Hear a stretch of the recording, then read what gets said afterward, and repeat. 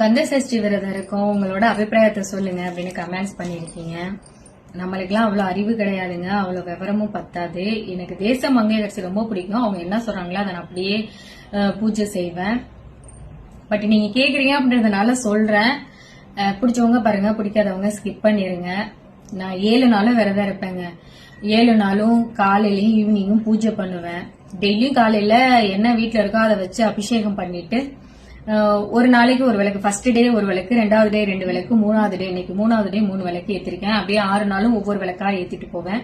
விரதம் இருக்கிற முறைன்னு பார்த்தா வெஜிடபிள், ஃப்ரூட்ஸ், நவதானியங்கள் ஏதாவது இது மட்டும்தான் நான் எடுத்துப்பேன் விரதத்துக்கு.